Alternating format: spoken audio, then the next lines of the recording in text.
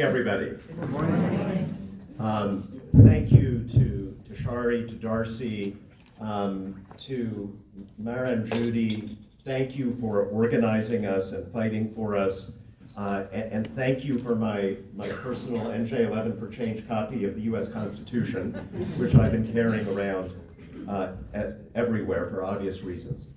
When I was 5 years old, in a country that did not have one of these, I remember my mother pushing a wad of cash.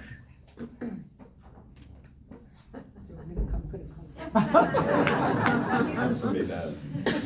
I remember my mom pushing a wad of cash across a table into the hands of some man. And I'm 5 years old. I didn't get what was happening, that she was bribing a corrupt official in our town in Poland to get us a passport to come to America. But I do remember distinctly this feeling of being creeped out by this situation, that guy had all the power. We were supposed to be afraid of him. We had no power.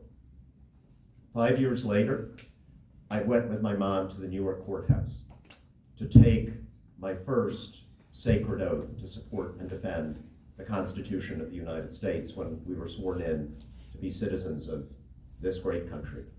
And even at that age, because of where I'd come from, that meant something, those words meant something more to me than they might have meant to the kids that I played with in school or on my Little League baseball team. And here we are half a century later, where masked federal agents are raiding citizenship ceremonies and people getting their green cards.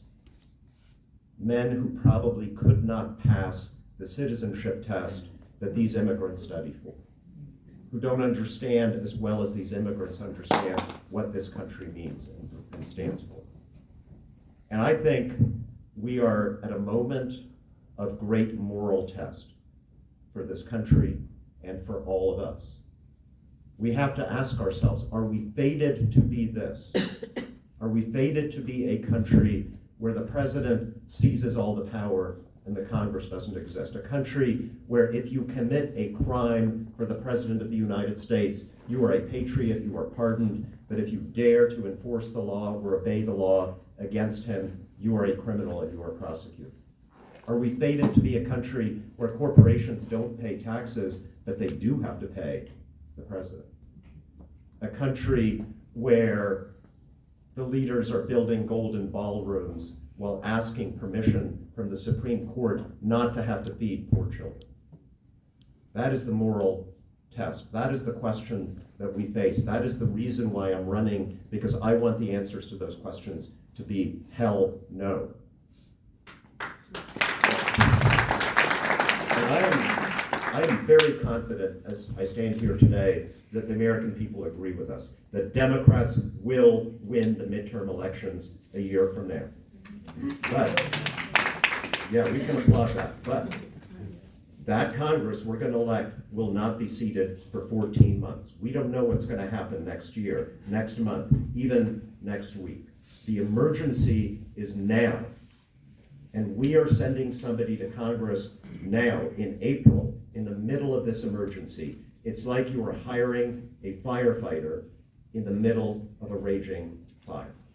And I ask you to think about who is prepared for that task and for this moment.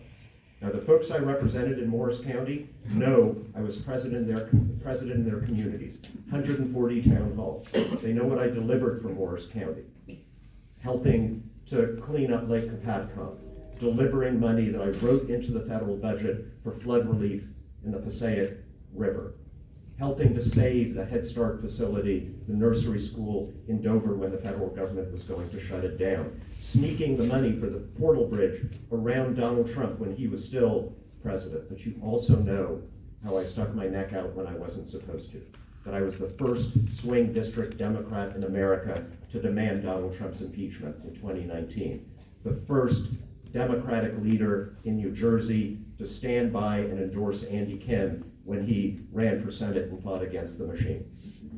We have some wonderful Democrats before you here today. I think I'm the only one who got sanctioned by Putin. He's been vilified by Tucker Carlson. He called me not the sharpest drawer in the knife.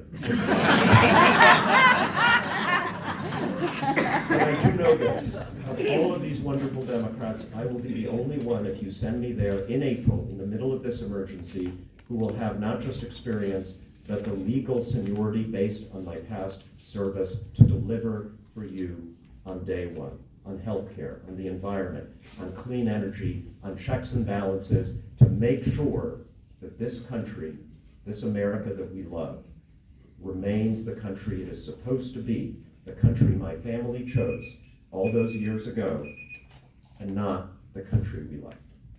In that spirit, I humbly ask for your support at the Morris County Convention tomorrow and on February 5th. Thank you very much.